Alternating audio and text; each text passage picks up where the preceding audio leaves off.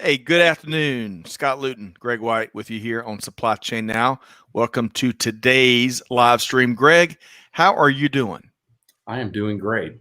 Just the pre-show warm-up was fascinating here. I'm really looking forward to this. We need to start recording the pre-shows. They've really gotten to be that intriguing, huh? Yeah. We had a discussion some weeks back where we probably could have made a show out of it, right? Yep. But hey, there's always always interesting people on and off the air. Agreed. Right? Agreed. Lots of room for continuous improvement, nevertheless. But want to say hello to Nikhil, Sophia, and Natan already here today, all three via LinkedIn.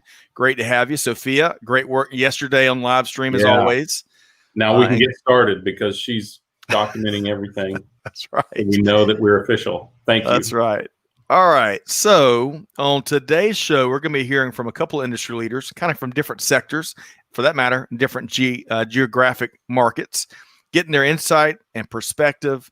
So stay tuned. And, most importantly, or equally as important, we're going to be hearing from our audience. And we love that. Yesterday's live stream with the one and only Mike Griswold, that was like the wild, wild west, Greg, yesterday. But a lot of good stuff from Mike and from our audience, huh? It's funny, these shows that are not on not on Monday, when we don't control the mic so much, they can get a little wild. That's right. But hey, that's part of the very key aspect about the journey that I know we're so grateful for. An audience that's engaged and is ready to share what they know, their expertise, and engage with our guests. So today's show is not going to disappoint. Want to say hello to Benjamin Goldklang. Congrats again on your new next chapter. Sylvia, who's going to be with us on the 10th of September, along with Stefan. Clay and Amanda, of course, are here. Thanks for all you do kind of behind the scenes. Bob, Debbie, Stefan, Carol, Tanya. Holy cow, a bunch of folks here today. So we got to dive right in. Tanya, yeah. Luis, Keaton. Woo. All right. James, did we mention James? What the heck? Let's mention everybody twice. AA from the air capital of the world, Wichita, there we Kansas. Go Sharks. Great to have you. And finally, Memory from Johannesburg, South Africa. Great to have you here, Memory. All right. So quick programming note. If you enjoyed today's live stream, I got a hunch you'll enjoy our podcast. So you can check us out wherever you get your podcasts. Make sure you subscribe so you don't miss a single thing. All right. So Greg, with no further ado, let's welcome in a dear friend of the show, a repeat guest, and really a supply chain trailblazer doing big things on the African continent, especially when it comes to supply chain.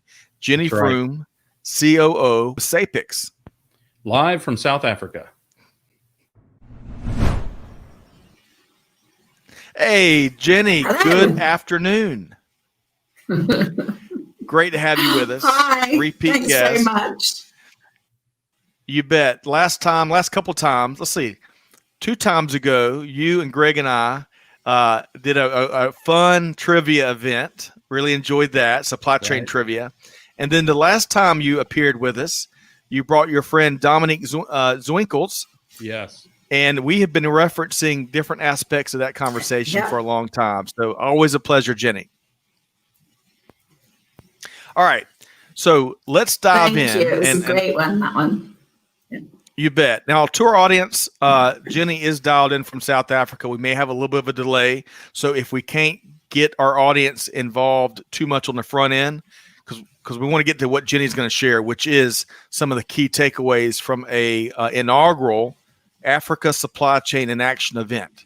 So y'all bear with us as always. We appreciate your patience. But Greg, let's set the table a little bit first.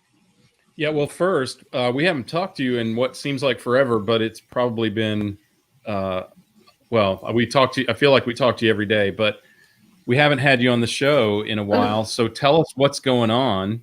I know that it's probably tiring being in the winter and in lockdown. But tell us a little bit about what's going on in the industry and with your team. Yeah. Thanks again so much for the opportunity. As a professional body, we've got lots of lovely members, and our lovely members are working so hard to kind of keep the wheels turning in very difficult, challenging times. And you're so bored of that phrase, challenging times, but I don't know how else to describe it. But, lots of, I call them COVID silver linings, and there are lots. And I think that the world being made smaller but bigger is one of those. And we've worked really hard to keep in touch and connect with our members on a regular basis. And we've had participation at regular, very exciting. So, Okay. There's lots of good stuff going on. So, hey, Murphy's Law is still alive and well, even in global technology days. This is just where we are. But Jenny, let's dive into. Really admired what you do and your team does to help share and disseminate best practices in global supply chain. And y'all had this really successful event recently called Africa Supply Chain in Action event. If you could, and if our bridge will stay connected here, share a couple of your key takeaways from the event.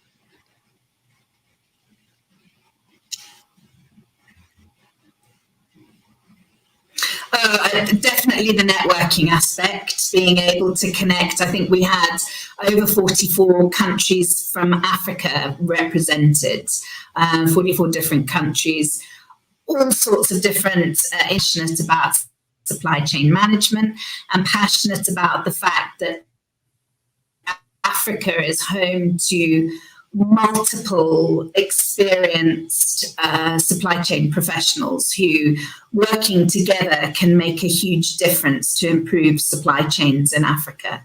The event is intended to be more than just a 2-day thing. It's supposed to turn into a platform where supply chain professionals can meet and talk and share their ideas and their ability. And organizing an online event is every bit as stressful as a bricks and mortar event. Don't be fooled. So, Jenny, our technology is not allowing us to pick up everything you're sharing. If we can, let's fall back to a plan B, if you don't mind. Let's figure out a way to have you maybe on an upcoming webinar or a recorded podcast, and we'll share your key takeaways from the conference. I apologize. I was really looking forward to the session. We had a great connection early on, and then it slowly kind of tapered off. So everyone is back from the bars in South Africa. So we're going to bring you back. So Jenny, thank you for what you do, and I'll circle back. We'll coordinate after today's session. Okay. Thank you so much. Thanks, Jenny Froome, COO with SAPICS. I hate to do that, Greg, but everyone's using virtual technology these days, and love what she's doing there in South Africa. That really benefits the region, right? Yep. So we're going to find a way to bring Jenny Froome back and get her to share those key takeaways from what, by all accounts, as an outsider, was a great event, that Africa Supply Chain in Action event. Well, I think what's important about that is that there are so many countries in Africa. 44 is just the number that attended. I don't even know what the total is, but that was kind of a stunning number to me. But it gives you an idea of how fragmented the market is in a massive continent like that. We're fortunate in North America to have three countries, right? So the struggle is real, as people love to say these days, and particularly so in Africa, because there are a lot of physical, there are a lot of cultural, and there are, of course, a lot of governmental hindrances to what goes on. We talked to Ramatu from Nigeria some months back, and of course, Dominique was working in Kenya, I believe, when we were talking to her, and Jenny and her crew are predominantly in South Africa, but that has become a pan-continental organization, really, and a catalyst for a lot of the other countries to make things happen. So I'm glad that they're involved with bringing that together. there's a lot of upside on that continent. Agreed. In both technology. I don't know if you know this, but doing what I do, thinking and talking about a lot of supply chain tech companies, by population, 3 of the top innovative countries in terms of building supply chain techs are in Africa. And one is Senegal, which is not even a country you hear about that much. But by population, they have more entrepreneurs starting tech companies for supply chain than any other country in the world. How about that? Love it. Overdue. And the innovations going on in that neck of the woods. We can't wait to share that with the rest of the global community. So, hey, we've got Debbie Tagg with us here on the live stream. And if I'm not mistaken, Debbie was part of the board behind the event. And she shares here that the event was such a milestone. COVID has changed the mindset that we don't need to travel to make things happen. Good stuff there from Debbie. And she also includes I love this hashtag, Africa Rising. So Debbie, thanks so much for doing what you do along with Jenny to help disseminate the thought leadership there. One other comment is Jenny shared in a quick note to me after she departed that they had a lot of power outages today, which may have well impacted the network there. So got to be grateful for what you have. So Jenny, thanks so much for what you do. And we look forward to having you back. Yeah, maybe we can get her in the comment stream and she can still share some of that as well. First of all, anything she shares is incredibly valuable. She's a real pro. So great point. I completely agree that. And Clay and Amanda, we do, if y'all can find the link both to SAPICS and to the actual event site, if you could drop that in comments and folks can hopefully garner some of what was discussed there. Do you ever wonder what happened to Malcolm, Scott? Malcolm's just on an extended sabbatical. He'd done so much work. We had to give him a chance to give him the pandemic off. That's right. All right, so let's keep driving. Real quick, let's say hello to a few folks here. There's a little bit of a movement in the comments to bring trivia back. So thank you. We can thank Sophia for that. Yeah. Sophia and Memory and a few others. So Gary Smith is back with us. Gary, great to have you. Kevon is back, fresh on the heels of winning a copy of Supply Chain Management for Dummies yesterday. T Squared back via YouTube. Great to have you here. All right, so let's move right along. Right, we've got one more segment teed up here, and beyond interacting with the audience and hearing their insights and perspective. So on that note, I want to welcome in Jamin, who is one of our newest co-hosts here at Supply Chain Now. And Josue Ramos, owner of OzX Logistics LLC and general manager of J&R Trucking.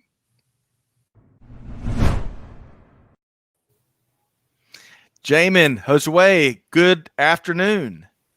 Hello. Hello. Good Welcome afternoon. aboard, guys.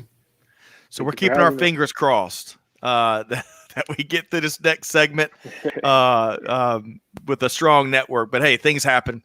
So much stress on our international technology wireless platforms these days. So Josue, how are you doing?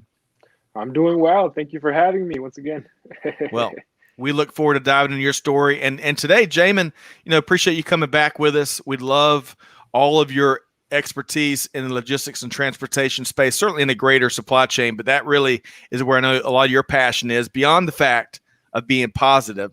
So Greg and we're looking forward to kind of following your lead and dive into Josue's story today. I'm just going to grab a drink and kick back here and watch you go. Salute. Thank you so much. And I was so grateful to get introduced to Josue. And for those that don't follow him already on LinkedIn, I'd encourage you to do so. Because Josue, I got to say that your posts are so authentic and informative at the same time. And that's not a combo we see often in the wild. Oh, wow. Thank you. Go ahead. Thank you. Because I don't even know what I'm doing, man. I'm just posting, man. Just trying to get out there. No. That's really important. It's just, you just got to put out there whatever you are, whatever you're thinking, right? I mean, That's right. it's really hard to be something you're not consistently. So we really appreciate your perspective. It's really valuable. And I think, I mean, part of the reason we wanted to bring you on and have you talk to Jamin is it's a perspective that is underrepresented, right? You're a very small carrier, and we've talked a lot about the big guns, but we know there are tons more small businesses out there that are experiencing difficulty and opportunity. Yeah, we definitely feel small out here, man, and we definitely feel unheard. So I appreciate you guys having me on here, really immensely. So Josue, if you could fill us in on you're a entrepreneur. You got a couple businesses going. If you could fill us all in on what are you working on right now? What are your two businesses? So right now, I'm working on OzX. I really haven't done too much with that because I want to get a couple things going, like I want to pay for some macro points so that I can have the shippers to be able to follow the load and everything, because we've used that as a carrier and they're requiring us to use that. So I kind of wanted to, as a broker, utilize that. So I'm kind of like, really diving into engaging with people and learning from, professionals like you guys, looking for some gold nuggets to take away every time I watch, any live stream or something like that, so that I could launch my brokerage, how I feel, I want to. And this all stems from J&R Trucking. J&R Trucking it's supposed to be mine, but it's not legally mine just yet. I just own the trucks and the trailers and whatnot, because if we wanted to, we would have to stop our trucks for 2 weeks, and we just haven't had the opportunity to do that. Luckily, I guess you could say, because you stop the if the wheels aren't turning, we're not earning. I like that. That's how that saying goes. But what I find interesting about my journey is I have a lot of mixed feelings about the transportation industry, because my old man, he's been away.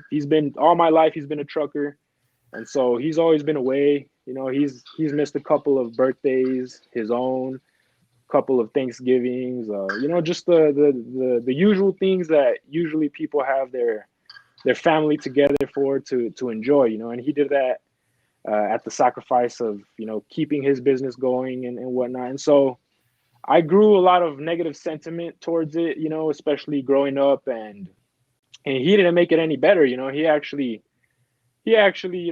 added some fuel to the fire. He would make me go without training, without proper PPE, without a lot of things, and he would have me change his oil, adjust his brakes, grease his truck, clean it, throw me under the truck, telling me to get wherever he couldn't fit. And so, I just grew up, getting my hands dirty, stuff falling in my eyes, and I just, kind of grew a lot of negative sentiment towards it. But oddly enough, it never killed my my idea of owning a business. I always told myself there has to be a business out there that is more enjoyable, that is going to allow me to spend some time with my son and my families, and just just a totally different experience. And so I guess something that you could say I inherited from them is I'm very stubborn. And so I was stubborn with that. So if I can, Jamin and Josue, if I can ask you, just to kind of make sure we're on the same page here, the trucking that you did, that you do now, and that your father did, Yeah. what was it? Was it dedicated shipments? What were there certain sectors that y'all specialized in? So to my surprise, my old man, when he was operating as an owner operator, he would dispatch himself, and he actually he created a few relationships with direct shippers, but he worked off the spot market for the past 15 years. He picked up whatever he could off the spot market, created some relationships, and just kept the wheels moving, and so he actually never had any contracts, or he never had any like dedicated freight. because he just decided not to. You know, from my understanding, he decided not to, and he just would go off the spot market. You know, and so that's a tough way to make a living. That's not easy. Oh Yeah. no, it's not easy. You have to be good at selling, basically. Yeah, you have to be really good at selling. I've done it a couple times. You know, luckily enough, when he passed me the business and he gave me he left me with the chauffeur. And luckily, that chauffeur had a very, very strong relationship with one particular broker, which is from Mode Transportation. I'm not sure if you guys are familiar with them. And so he apparently he was running that same route for about a decade, you know. And so he passed me the business, and we started running that route, you know. And unfortunately, he passed away September 23rd, 2019. But you know, he left us with that connection. And you know, oddly enough, I mean, my father, working on the spot market, he had moved several loads and worked with these particular people before, but he never committed to working with just one shipper. Even though he did have the opportunity, he had offers and people were telling him like, why don't you just move, you know, shipments for me? But he, for some reason, you know, I guess he took some kind of enjoyment in, you know, he liked that spot market. Yeah, like the chaos, huh? The hustle. There is an excitement. So you have I apologize. I was going to say, Josue, you have a very unique perspective, having grown up in the business and now you're an entrepreneur in the business. How are you now? What is your vision for the transportation industry? How are you? You had mentioned some negatives that you had in your perceptions from growing up. How are you now turning that into positives as you build out your business? So I'm turning it into positives because I just refuse to believe that, you know, like my old man, he had the person he hired had been asking him for the past 5 years to drive for him, you know, and I had been telling him for the past 3 years, why don't you try it? You know, why don't you give this man a try? Why don't you give him a chance? Why don't you try to expand your business, to spend more time with us, to earn more money, to, you know? And so he understood the risk well. And, you know, he was very right about it. He understood the risk well. And he told me, the moment I give my truck to somebody, they're not going to take care of it. They're more than likely going to crash it. Or, you know, with my luck, you know, things are just going to go south and it's not going to work, you know? And you would not believe, to my surprise, you know, December 16th, 2018, I signed my first rate con. He moved 3 loads and he crashed the day after New Year's, 4 a.m., January 2nd, 2019, you know. And so my dad was breathing down my neck and he was like, I told you, you know, you wanted a business. I told you, you know, and in reality, it was a really trying time. My son was actually just going to be born. He was born January 20th. I actually, the day he was born, I left to Albuquerque, New Mexico, because I found a decent deal on a 2006 Freightliner for $8,000, you know. And so there was nothing out on the market at that time, and we didn't really have the option of financing or doing any of that stuff. So yeah, would you mind? Oh, sorry. Go ahead, Scott. Jamin, we're thinking lockstep, but I want to plant a seed. Let's go down that path.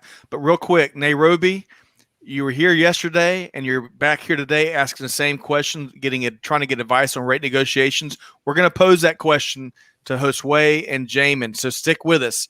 We're going to focus in on Josue's story first, and then I promise you we'll get to your question. But Jamin, I think what you were about to pose to Josue, I think that's such a blind spot in terms of leasing versus used equipment and lack of options or some options. Let's talk more about that, Jamin. Yes, I'm right there with you, Scott.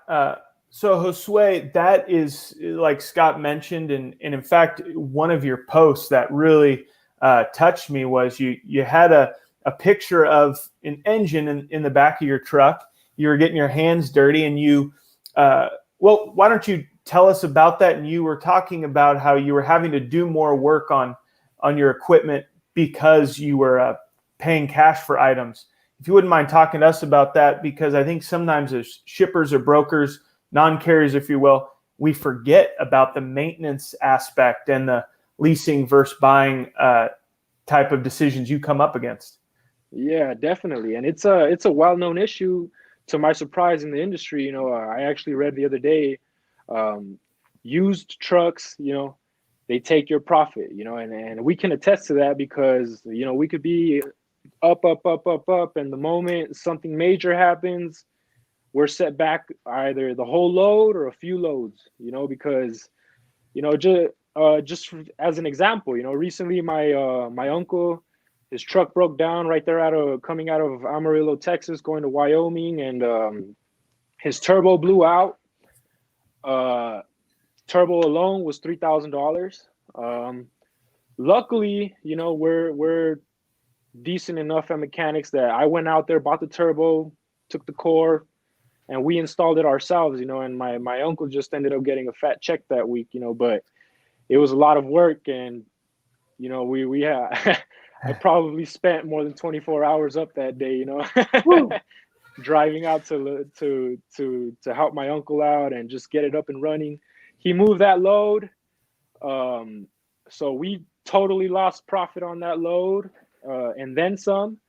And so he was moving down to Laredo, Texas, back with another load that we moved for our primary broker. And his truck, you know, it was done. And so it turned out to be the engine. You know, it turned out to be the engine. The engine was no good. The crankshaft and everything, the bearings, they discolored from the amount of heat that was created and the pressure and all that stuff. And so the engine turned out to be bad, and we've actually still been struggling ever since. Another thing that happened is, you know, my uncle, he hurt his knee on his days off. Oh.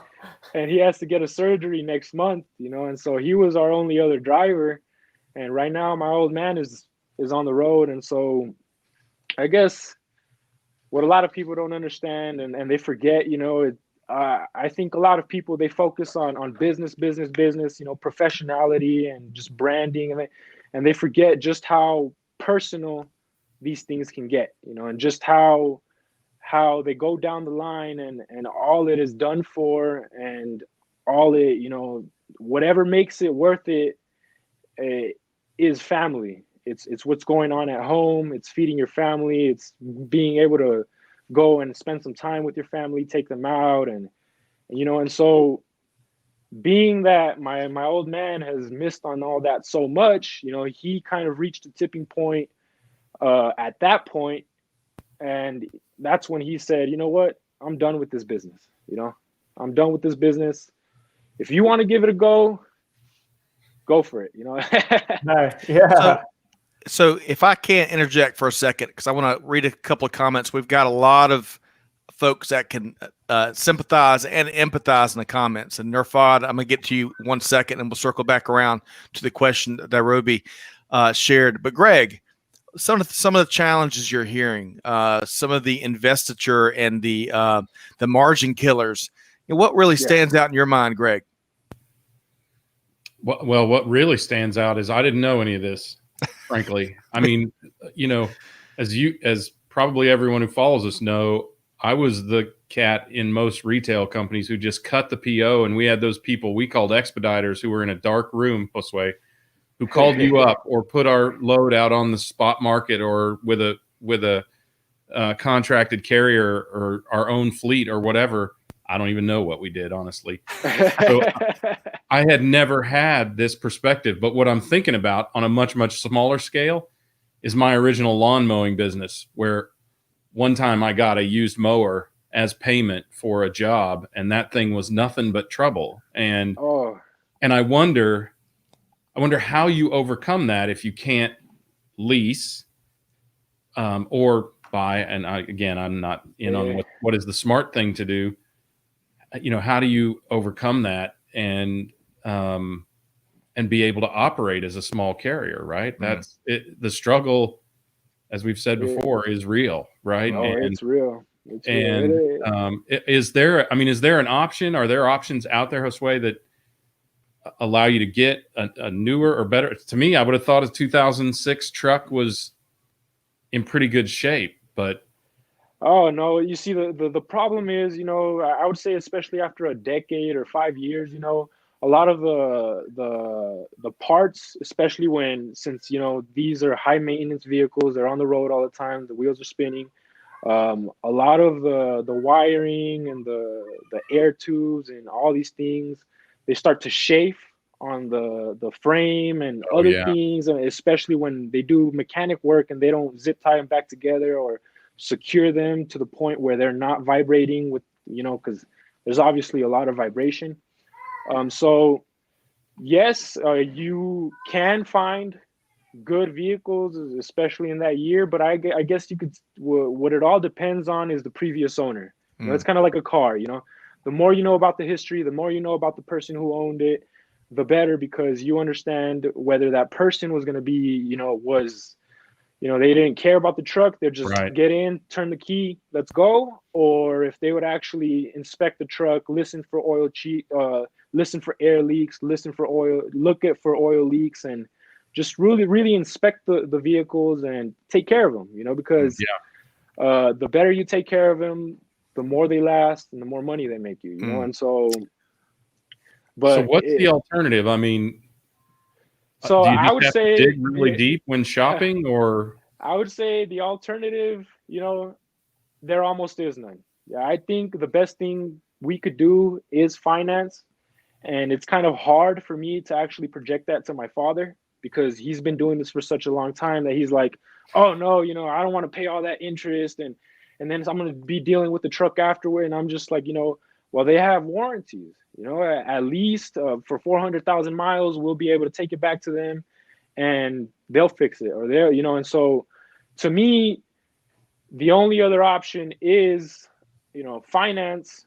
But you know, that recently I tried to finance, and they approved us for a loan that is not really a loan. It's kind of more of a lease to own type deal. And they were charging us up to like 50% interest on it, you know? So that was a big no-go, you know, for my dad. And so we didn't even get that truck or nothing, you know. We ended up finding another truck that we ended up cashing out on. And so I would say it is the only option when you don't have the credit, when you don't have the, you know, and there's obviously other underlying issues that are a little bit more personal and a little bit more specific to our business. But I'm sure other people can relate. I was going to ask you that, Josue, apologize for interrupting, but do you find, I'm sure you talk with a lot of other carriers as well. Do you find that this conundrum and issue you're up against, is that something you find common out there that a lot of different owners are going through? Yes. Yeah, I do find it relatively common, but not so much, because I think, you know, the majority of people, they have the capacity to understand how to manage their money, and you know, how to make sure that you don't get too in over your head, and you can manage to pay off a truck that you finance and whatnot. The biggest factor in why we can't finance is because back, you know, when the mortgage crisis hit back in 2008, we lost our home, and so the business and that home was actually under my mother's name, and so that, you know, just killed her credit. You get me? And so ever since then, my parents were like, we're not financing anything, you know, ever, you know. And that's, to me, like a big negative part of why we're in this current situation, because, you know, your credit falls off after 7 years, you know. And so it's been more than a decade, you know. And so if they would have been slowly working towards fixing my mom's credit or changing the business to, you know, somebody else's name, like mine, how they're suggesting, then I would definitely use credit, because to me, that is a solution. That's what gives you that breathing room. That's what gives you the ability to just, you know, even if you're going to be at a loss, it at least allows you to spread it, you know? Yeah, I really appreciate this reminder that you're giving us by being so open and honest that, you know, we say it's people are what's important in business, but we could say it without really, remembering how personal business can be, and behind our transactions as brokers or shippers or even carriers. I've appreciated, Josue, in some of your posts, you've actually empathized with and pointed out things we should be cognizant of that shippers are coming up against, or even brokers. So this is a good reminder of just how personal our business can be. So I appreciate you sharing that perspective with us. All right. I do too, Josue. And I want to kind of shift gears a bit, no pun intended at all, because I want to give Nairobi some excellent. Do it 18 times. So Nairobi asked a great question. She was with us here yesterday on the live stream, that live stream. And thanks to, by the way, some of the comments in the comments that is offering Nairobi some best practices. So she wants advice on rate negotiations with carriers. How do you get the best quotations in terms of price and time? Any tip that you can give that she's really going to appreciate it. Now, I know that there might not be a perfect, relevant insight that y'all can give, but based on your time in the industry, any best practices that y'all can offer up Nairobi? And Jamin, why don't we start with you? Yeah, I think that's a great question. And I think it comes down to communication, and not the cliche version of communication, like genuinely listening, listening for, having an understanding of that very specific, just like Josue is teaching us today. Each business, each carrier, each vendor has a very unique business and is a unique person. So listen to get to understand them and their business, so that you're communicating in the way that they will hear you and respond to you best. Great. Definitely. And Jose, what would you add to that? So, if you're on the opposite side of being a carrier, I would say, as a broker, I'm going to try to get these carriers as much money as I possibly can, if they can provide that value that I'm looking for, because that's what I'm in here for. I'm here to compete, and I'm here to compete with value. I'm trying to harness what my dad and how he works and his work ethic, because he's a phenomenal trucker. Sometimes they'll give us a rate con and he'll deliver it an entire day early, and they're like, how do you do it, man? And till this day, I understand how he does it, but I almost don't, because it's like, whoa, how do you move so fast? Even with the E-log, how do you just keep those wheels turning and get from point A to point B? That dad strength. Yeah.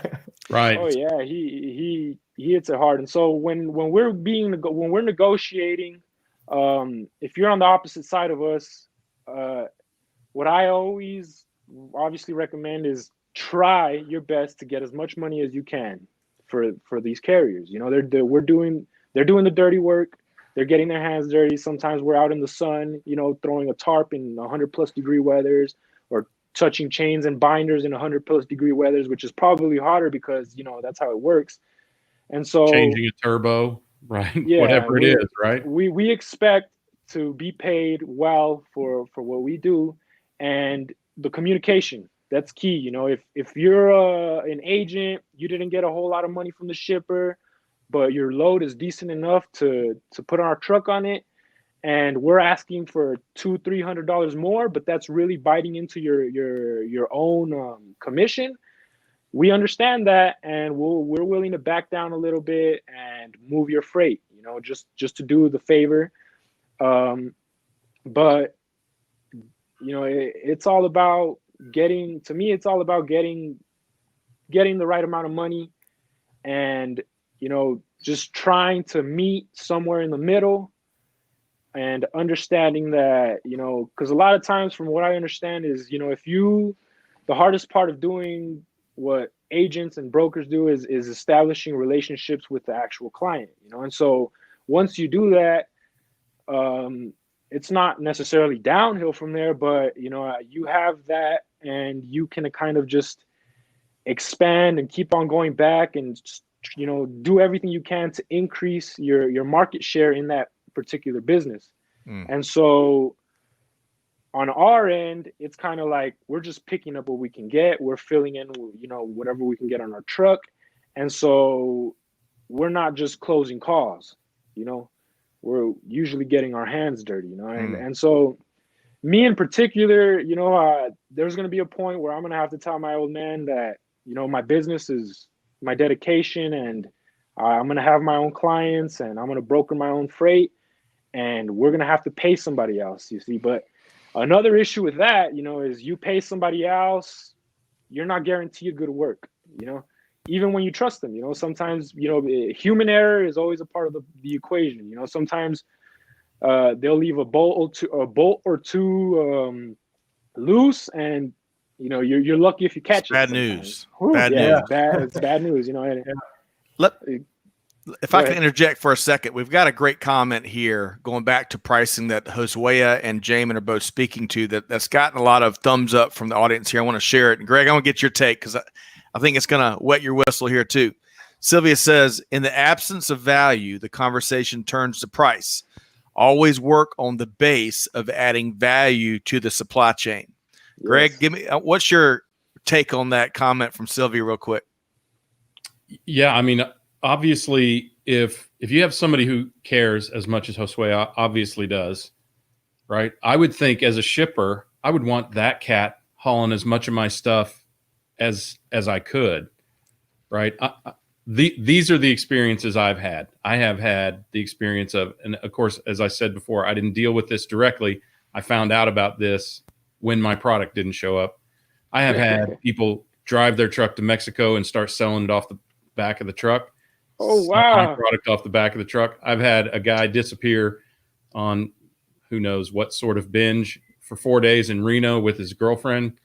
Wow. And those people were immediately eliminated from the list under any circumstances. I would think if I had the inverse relationship, or if I had the inverse experience where somebody provides a tremendous amount of value, I would be inclined to go back to that person. The known quantity is always better. And I know it's kind of a crapshoot because Josue, he may be on another run the next time I need somebody. But to me, it would be important to make a very intentional list of those drivers, those carriers, those vehicles that are reliable, dependable, and fair, and keep that at the top of your list. Whether you use a broker, or you go direct to the carrier, or whatever, know who. We're talking about relationships, right? But know who is carrying your freight. To me, that is the most important value, is predictability.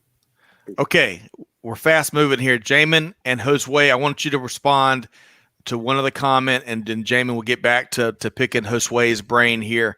Stefan says, often the big wigs like to think that they know what truckers want or need without ever having driven a truck. Ask the drivers. It does not get easier than that. So, Jamin, why don't you respond to that first, and then Josue? Yes, great viewpoint, Stefan. Always enjoy your comments. And I think it goes back to what we're talking about here, and Josue is really reminding us all and teaching us all is just saying under the umbrella of a driver or a carrier, that's a generality. There are individual drivers, there are individual carriers that have very specific human needs or ability. Everything's just different. So it goes back to relationships and truly knowing the person behind the wheel of the truck, or the carrier and the specific makeup of their company. And Josue, what would you add to that? Well, I would add, you know, there's a lot of bigwigs who haven't driven a truck, and they're out there in the FMCSA making these rules when they don't really know what's going on at the personal level. You know, my old man, he's a responsible enough person. Yeah, he. You know, I didn't inherit, you know, I was mentioning to Jamin, you know, I'm not like no Eric Fuller here, inheriting all these trucks and this huge business empire, you know, that he got to, you know, go public with at such a short amount of time and do all these things. You know, I inherited a older model, you know, truck, 1999, 48 by 96 inch flatbed, which hardly anybody loads anymore.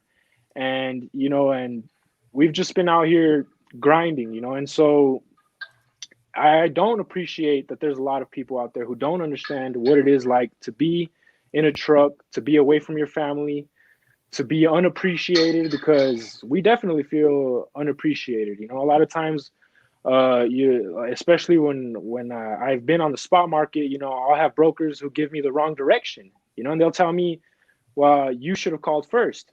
And I'm like, okay, you know, yeah, maybe I should have called first, but as a broker, I would prefer to provide you with the right information the first time, and not create this whole, you know, because if we say first thing in the morning, we're there first thing in the morning, and when my driver's out there unstrapping and you failed to provide us the right address and we delivered on time, and now you're telling me you don't even want to pay us, you know, $200-300 extra, which is nothing because you just interfered with the next load that we can't make it to because we're on the clock. You know, a lot of people aren't on the clock. You know, we are, but we're not. A lot of people are not on the clock, and so when the FMCSA pushed that into law, it weeded out a lot of people, and it created a lot of problems. You know, sometimes I call my dad calls me and he's like, "Hey, this e-log is stuck." He tells me, you know, and I'm like, I can't even edit it until 24 hours. I can't do this. I can't, you know, and so there's a lot of technical issues with you know, just prior to this meeting, you know, and the reason why we couldn't continue with I'm sorry, I forgot her name, you know, but Jenny Froome. Jenny Froome. We're having technical difficulties, you know, because technology it's awesome, but it's not all that reliable. It's not foolproof, you know? Right? It's not all that foolproof and reliable, especially when you're driving across the country, you know, and you're in the mountains. And just the fact that, you know, we went from decades of paper log and, you know, to just you have to put this in your truck, you know, with the exception of, you know, them doing the pre-log and all that stuff, which is kind of something we're actually considering, although, you know, we're kind of waiting on the fact that they're probably going to phase that out at some point also, you know, or they're going to come out with some kind of technology to put the e-logs on those trucks anyways. A lot more goes into it's a lot more nuanced than sometimes we might be thinking.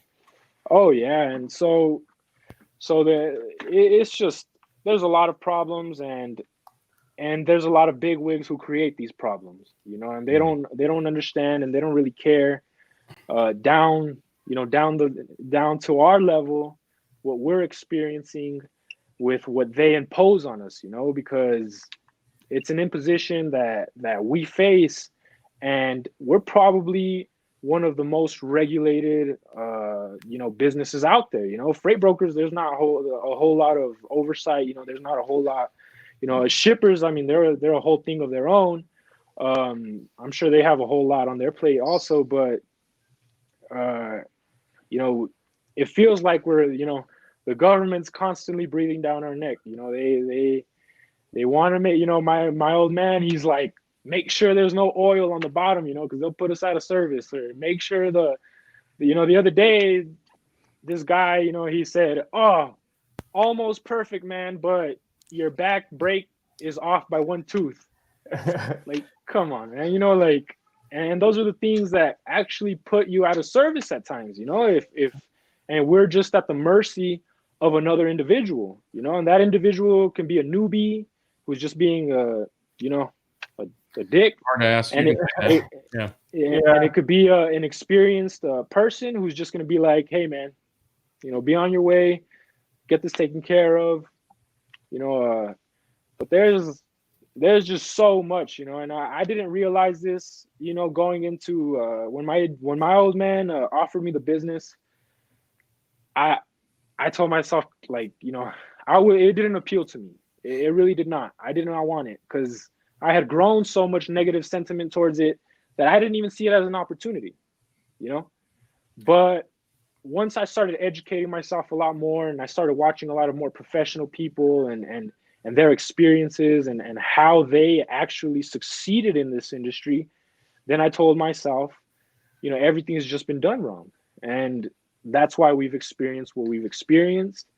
And, you know, luckily I didn't inherit 7,000 trucks or, you know, whatever, but I inherited a strong reputation that my dad held. You know, he, you know, it's not so much can you rely on these people's trucks? It's can you rely on these people? You know, you don't rely on our trucks, you rely on us. You know, and you rely on the fact that if you give us a load, we're going to make sure that we can do everything we can in our power, you know, financially, physically, you name it, to move that freight, just so that you can have the peace of mind in that we're not like any other people who are, you know, going to take your freight into Mexico and sell it, or, you know, I don't know, you know, there's just so much out there that people don't realize that shippers deal with, truckers deal with, brokers deal with. And so, you know, we don't have a whole lot of negative sentiment towards brokers. My dad's always told me, like, you know, sometimes he'll get mad and he's like, oh, you know, they just dropped us off that load. They say that, you know, that somebody else covered it, but usually you just get dropped and they give it to somebody cheaper. And then, you know, interestingly enough, one time I picked up a load, a good paying load, a backhaul over here, and she calls me and she's like, you know, she's like, I'll give you the load. And so, you know, I signed the rate con and everything, sent it back to her. She calls me back and says somebody else covered it. And so my dad was like, bullshit. You know, she got somebody else to cover it for cheaper. And then he said, you know, she's going to call us back right now because that truck is going to fall off. You'll see. Surely enough, that afternoon, she did not stop calling us. You know, she was calling and calling and calling and asking, is the truck still there? Emailing. And my dad was like, no, you dropped us off of that load. We're never going to move from some freight for you again. You know, like, we expect, you know, if you're negotiating with us, we expect you, even if you're at a loss and you give us the load, we expect you to honor that. Right. Operate in good faith, right? Because operate in we good honor faith. that. That's right. Is it not so I'm going to express some extreme ignorance in the process here. Is it not a contract?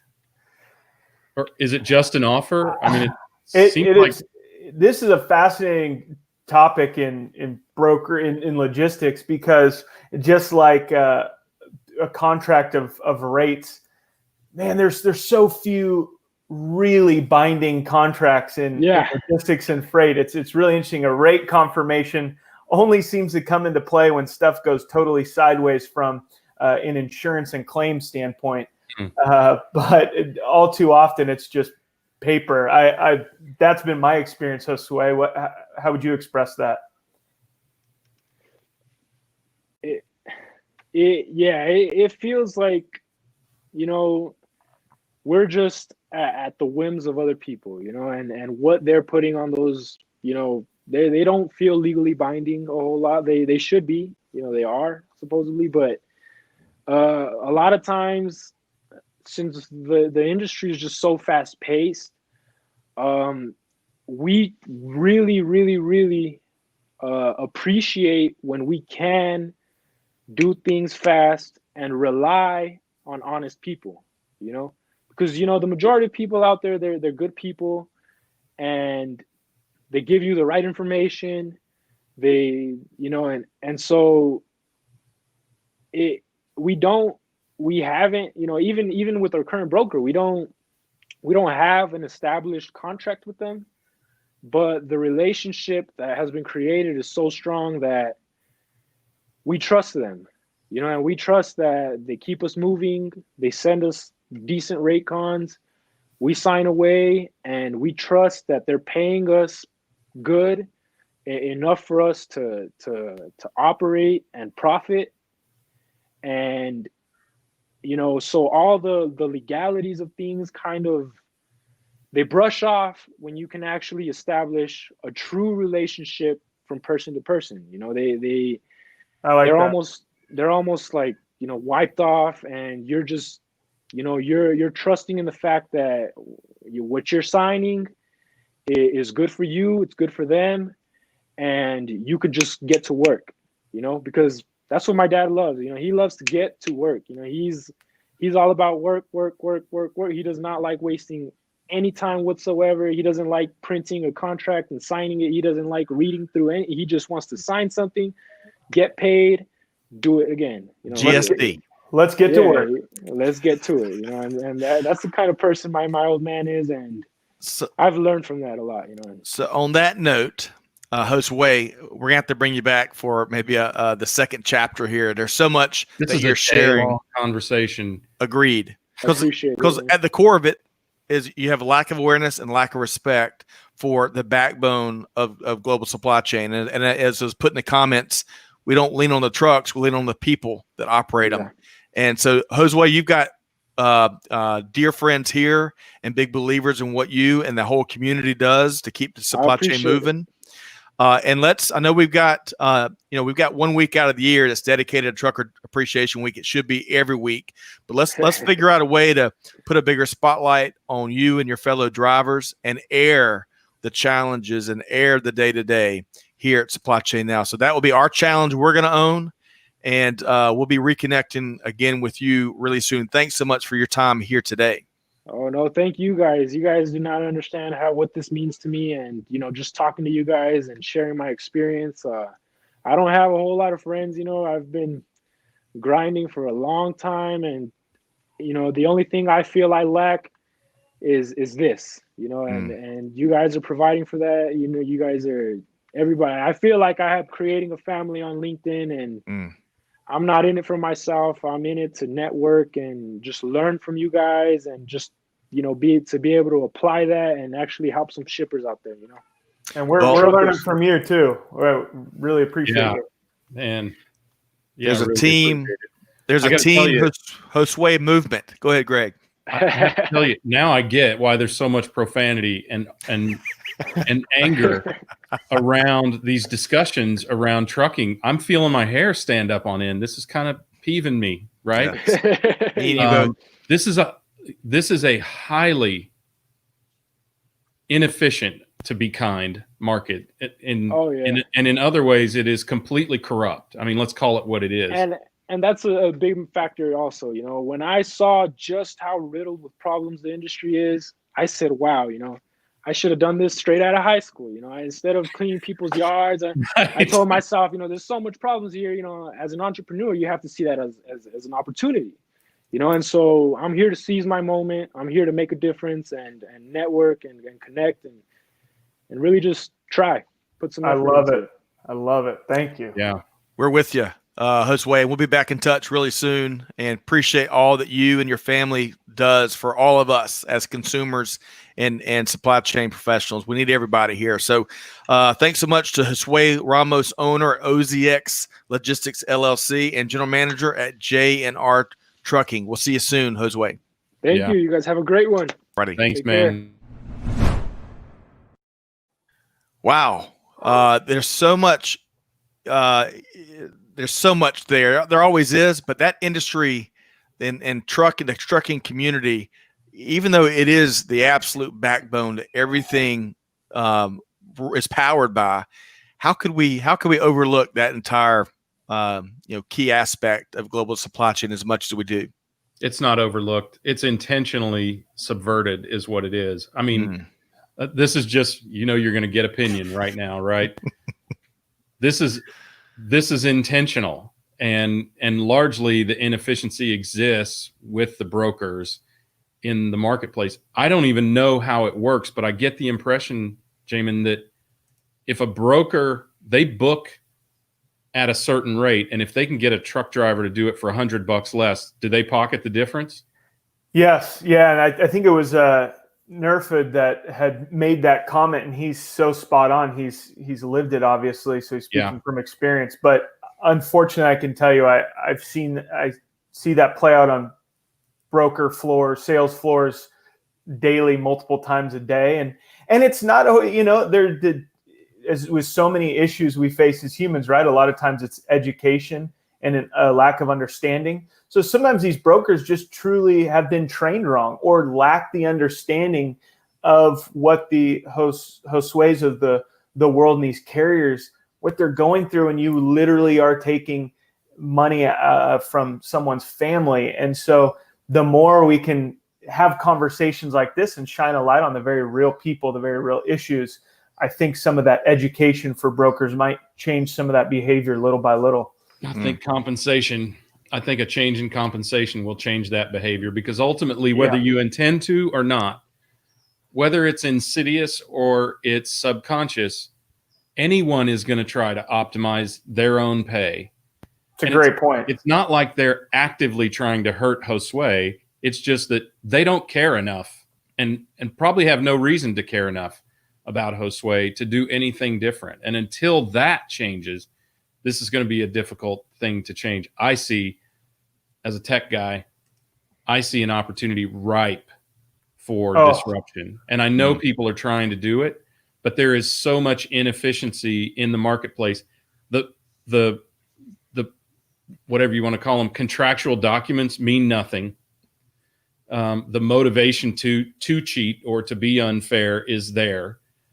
And the access is gated through brokers and forwarders and whoever else from the carrier to the shipper. Imagine a marketplace where the price is the price. Once it's decided, it's shipper to Josue, right? It is, whatever. It's Dick's Sporting Goods needs a load of tennis balls, and Josue is in the right place to bring it to him. They go, yep, done. Price settled. Contract agreed and honored. Boom, done. Next shipment. Yep. I know that's a long way from where you are, and I know there are lots of complications in the way of that, but at least one of those complications is the either intentional or unintentional inefficiencies in the marketplace. Yep. Hey, real quick, let's just make a clarification. Aaron points out not all brokers pocket the differences that we're talking about. That's right. We've, of course, all three of us here have rubbed elbows and interviewed and done business with brokers and forwarders that are really good people.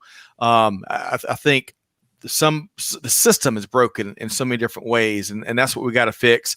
And we didn't even get to. We touched on it today, but we didn't even get to one of the saddest parts of the trucking industry that I've found is when they roll up to a manufacturing plant or a retail DC or something, the way they're treated and the way that, some of the signs that are out there, they're treated like third graders sometimes. And I think that we've got to change that as well, in addition to all these other cracks in the system. All right. So we're going to keep, Greg, we're really illustrating the reason why we really are excited about our partnership with Jamin, because he gets logistics and transportation like few people do, well-connected, well-respected, always positive. And you know what? We need to spotlight these challenges in this industry a lot more. And Jamin, we're really stoked to really lean on your guidance and expertise as we do it. Yeah. I'm so grateful to be associated with Supply Chain Now and the great community, and look forward to learning from. There's just so many people like Josue out there in logistics and transportation that, as he highlighted, haven't had a chance to tell their story. And that's what I'm excited to do. So let's own that. And to our audience, we're going to run a little bit long here today. There's so much there that we didn't want to cut out. And Jenny, we're going to get Jenny Froome back because there's so much there that we want to spotlight. What's going on in Africa and the supply chain community.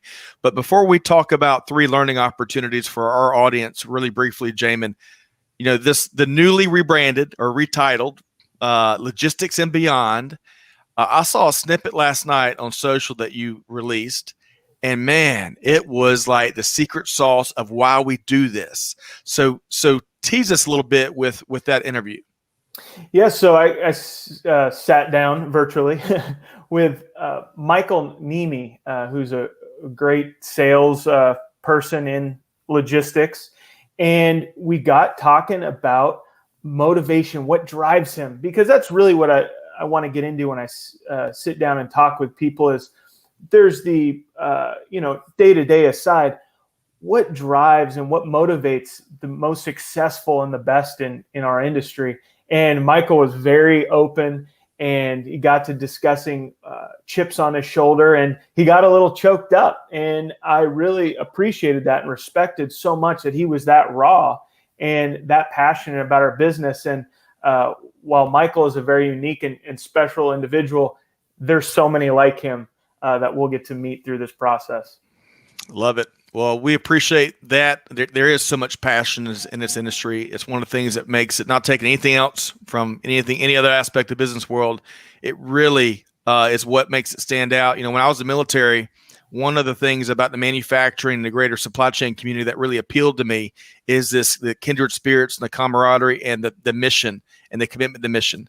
And so I love how we're going to focus a lot more on the logistics and transportation side via your good work as part of logistics and beyond. All right, so Greg, why don't you weigh in on what Jamin just shared, and then we're going to tee up a couple of opportunities for folks. This has been a great learning opportunity for me, frankly. As I said before, and I've said many times in the past, I had no idea how transportation worked, and I've been learning slowly, but this has been a literal crash course in transportation and how it works and the inefficiencies in the marketplace. And further, I think we need to connect Josue with Erin Smetak, I think is her name, because she said that's not how she works.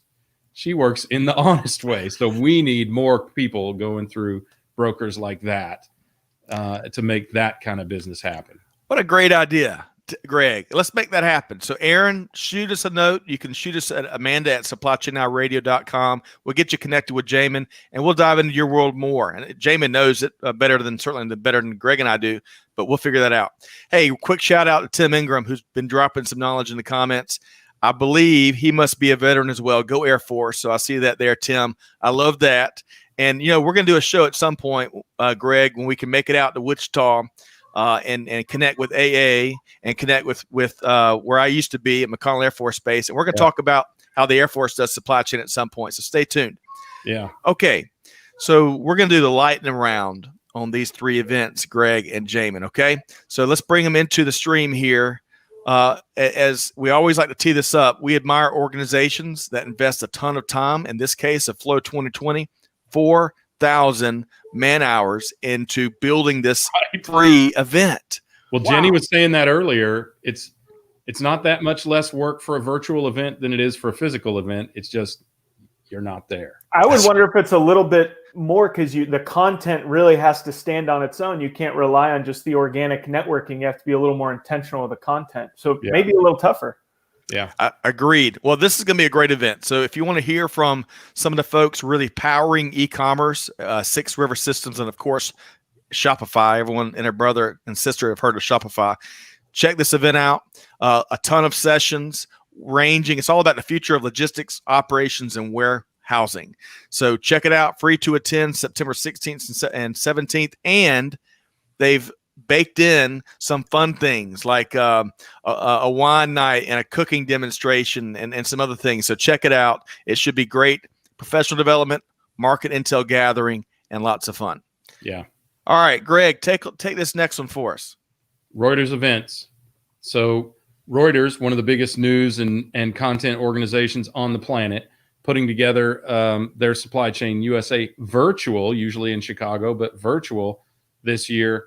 And they have first of all, they are experts in doing virtual and physical events. They're always high quality. They always get the best speakers. Colin Yankee, Sandra McQuillan, and a host of others. And I think we're going to get to interview one or two of their really, really cool speakers. They have this free taster pass, so you can get kind of a feel for what's going on. But if you are an executive looking for information from fellow peers, or you're looking for some solutions for some problems that you have, this is a great event for that. Agreed. And one in particular we're looking forward to hearing from about cold chain, Greg Lemkel, who's CEO of Lineage Logistics, which has been on the move. They're the number one player. Everybody. That's right. They sure are. And cold chain, as we all know, talk about an industry that may not get enough recognition, especially in the consumer world as well.